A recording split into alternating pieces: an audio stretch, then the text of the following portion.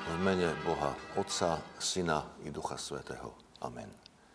Bratia a sestry, slova písma svätého, nad ktorými chceme uvažovať v prvú nedeľu po Svätej Trojici, zapísané sú v Evanjeliu podľa Lukáša v 16. kapitole od 19. verša a znejú takto. Bol bohatý človek, obliekal sa do šarlátu a jemného ľanu a hodoval každý deň skvostne. A bol akýsi chudobný muž menom Lazár, ktorý ležiaval pred jeho bránou vredovitý a žiadal si nasýtiť sa odpadkami z boháčovho stola. Ale nikto mu ich nedal. Len čo psi prichádzali a lízali mu vredy. Ten chudák umrel a anjeli ho zaniesli do lona Abrahámovho. Umrel aj boháč a pochovali ho. Potom v mukách podsvetia pozdvihol oči a zďaleka uzrel Abraháma a v jeho lone Lazára. Zvolal: Otec Abraham, zmiluj sa nado mnou a pošli Lazára, aby si koniec prsta omočil vo vode a ovlažil mi jazyk, lebo sa veľmi trápim v tomto plameni. Ale Abraham mu odpovedal: Synu, rozpomeň sa, že si ty svoje dobré veci vzal zaživa, a podobne Lazár zlé. Teraz tento sa tu teší a ty sa trápiš. Okrem toho, medzi vami a nami je veľká priepasť, aby tí, čo odtiaľto chcú prejsť k vám, nemohli. Ani odtiaľ nedostali sa k nám. Na to povedal boháč: Prosím ťa teda, Otče, pošli ho do domu môjho otca. Mám totiž 5 bratov, nech im svedčí o týchto veciach, aby neprišli aj oni na toto miesto múk. Abraham mu povedal: Majú Mojžiša a prorokov, nech ich poslúchajú. On však odvetil: Nie, otec Abraham, ale keby niekto z mŕtvych išiel k ním, kajali by sa.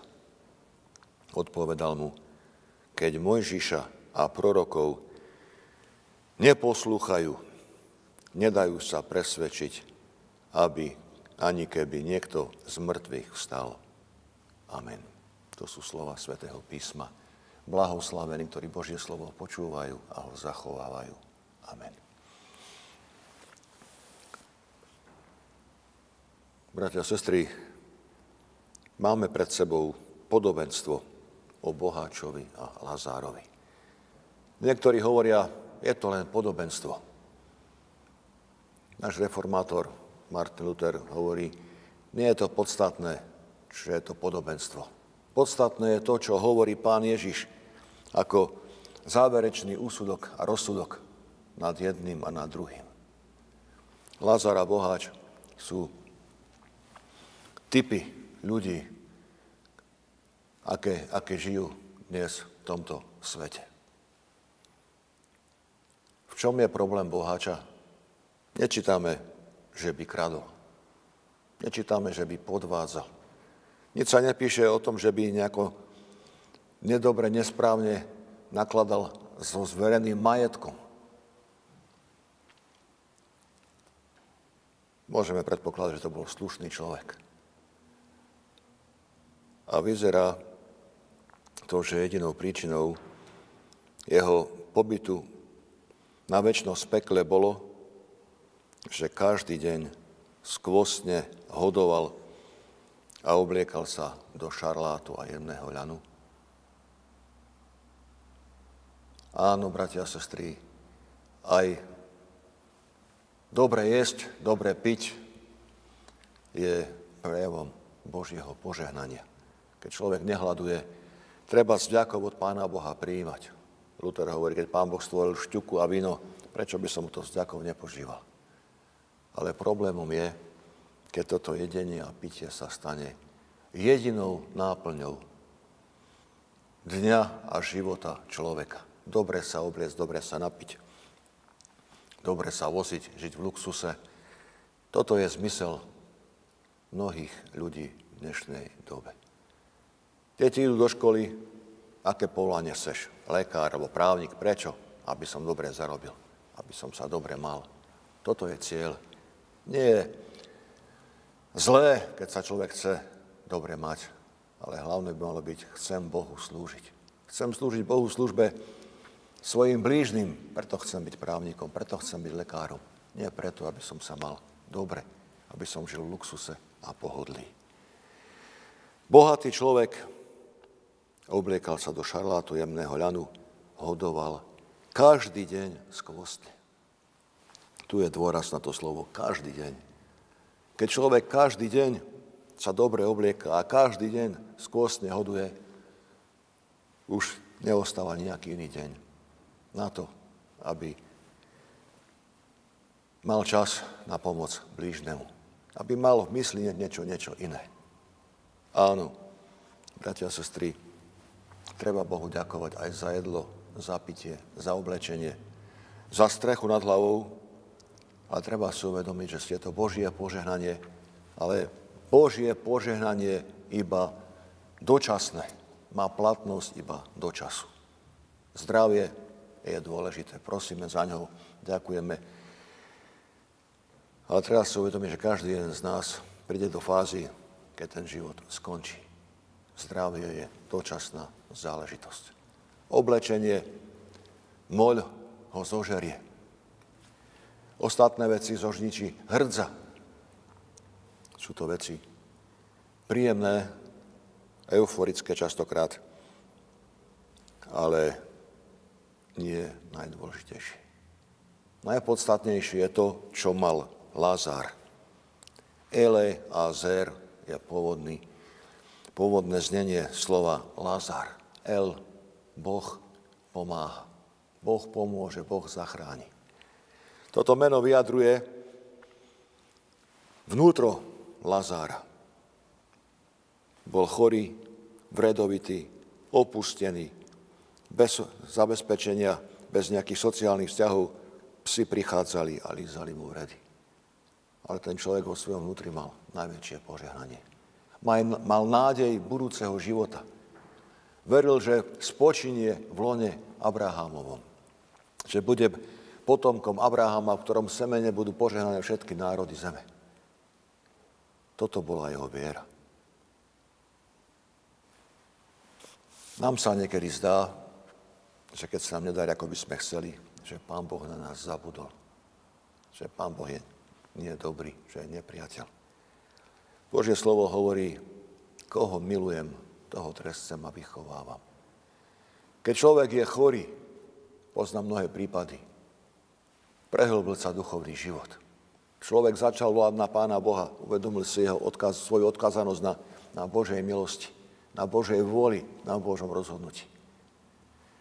V materiálnych veciach niekedy je núdza, niekedy človek klesne na nervy. Vieme, že chudoba si netratí, ale niekedy, keď to z mesiaca do mesiaca nevychádza, sú to veľmi nepríjemné situácie. Ale aj tu človek môže prežiť skúsenosť viery. Že v poslednej chvíli Pán Boh otvorí srdce niekomu a človek zvládne aj tie situácie, ktoré sa zdajú po tej materiálnej stránke neriešiteľné. Lázar nemal zdravie, nemal majetok, neobliekal sa do purpúru, do jemného ľanu, nehodoval každý deň skvostne a skončil dobre. Toto je výzva aj pre nás. Rozlišujme medzi Božím požehnaním. Zdravie je potrebné, bohatstvo je dobré, príjemné, niektorí hovoria, dáva slobodu, cestujú a nie sú nervózni z mnohých vecí, keď človek, ktorý nemá ten príjem, nemá. Rovnosť nikdy nebude, ale najpodstatnejšie je, aby človek pre materiálne veci nestratil večnosť. Nech dá Pán Boh, aby aj hodovanie, keď máme, nebolo každý deň. Nech to bude radostná chvíľa nedeľného obeda alebo narodenín. Keď človek sklzne do každodennosti, keď sa mu stane brucho Bohom, ten človek môže skončiť veľmi, veľmi tragicky. Pán Ježiš nás vyzýva, nestarajte sa, čo budete jesť, čo budete piť, čím sa budete obliekať. Dajme si pozor, koľko času venujeme týmto veciam. Na každom kanáli beží recept. Varí celé Slovensko. Je to znak, niektorí hovoria, dekadencie spoločnosti. Keď sa už od duchovných vecí, od obetavosti, lásky, služby, milosrdenstva obraciame iba konzumu, ktorý končí v kanáli. Keď sa toto stane jednou z priorit hlavnej vlny ideí spoločnosti. Čím sa budem obliekať? Na čom sa budem voziť? Áno, bratia, sestry, telo je chrámom Ducha Svätého. Treba sa mu venovať. Len pamätajme na to, že je prach a na prach sa obráti.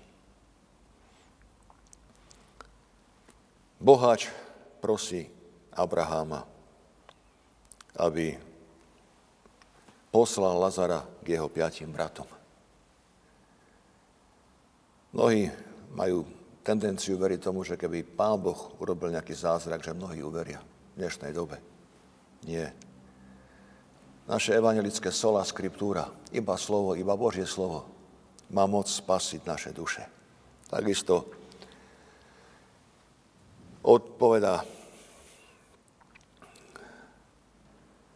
Abraham, majú Mojžiša a prorokov, nech ich poslúchajú.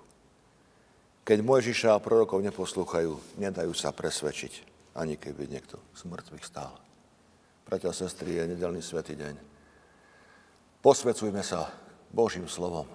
Toto je najhlavnejšie svätenie nedeľného dňa. Nech je naše srdce otvorené pre Božie slovo a Duch Boží nás prebudza radosť na hodovanie, ktoré nám je pripravené pri stole Pána Ježiša Krista pri jeho príchode v moci a sláve. Amen. Každý sa nám teraz v tichej chvíľke Bohu vyšlime svoju tichú modlitbu.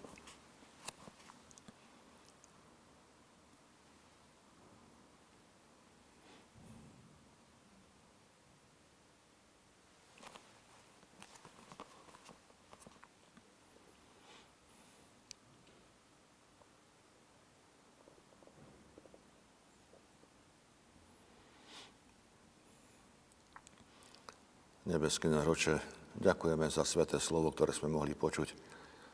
Za Tvoje napomenutie, aby sme nevenovali neprimeranú pozornosť tomu, čo jeme, čo pijeme, čím sa obliekame, na čom sa vozíme. Pane, žijeme v spoločnosti, ktorá toto preferuje, daj, aby sme sa dokázali z toho vymaniť, vyslobodiť. Dostať z toho aj naše deti, aby sa neporovnávali, aké majú tramky, aký majú telefón, aký majú iPhone, ale aby sme dokázali tak žiť, aby spoznávali vážnejšie hodnoty, ktoré presahujú hranicu tejto márnosti. Ďakujeme za Ježiša Krista, ktorý nám dal príklad, ktorý nemal kde hlavu skloniť a napriek tomu Teba, Oče, oslávil a sedí na Tvojej pravici a prijal všetku slávu. Prosíme ťa, pomáhaj nám, aby sme videli to veľké milosrdenstvo, ktoré sa nám pripravil v nebeskom kráľovstve a dokázali aj ďakovať aj za chvíle, keď sa stráca zdravie, keď prichádzajú nepríjemné udalosti do života, aby sme vedeli v tom Tvoju láskavú otcovskú ruku, ktorá nás chce viesť k tomu, aby sme zdvíhali hlavu od pozemských vecí k Tebe do nebeskej ríše. Prosíme, daj nám Lazarovskú vieru, aby aj v tých najťažších situáciách opustenosti, bolesti, hladu sme neprestali veriť, že Hospodin pomáha. Že Ty pomáhaš. A niekedy až v takej vypätej situácii, ako to bolo u Abraháma s Izákom. Ježiši Kriste, chráň našu vieru a zachovaj až do svojho príchodu moci a sláve. Tebe chceme slúžiť, nie svojmu telu, svojmu bruchu a mamonu. Zmiluj sa nad nami, nalož láskavo s nami. Amen. Sláva buď Bohu, Otcu i Synu, i Duchu Svätému, ako bola na počiatku, i teraz, i vždycky, i na veky vekov. Amen. Príjmite požehnanie. Pán Boh požehnaj a ochraňuj vás. Pán Boh rozjasni svoju tvár nad vami a buď vám milostivý. Pán Boh obráť k vám svoj obličaj a daj vám svoj časný i večný pokoj. Amen.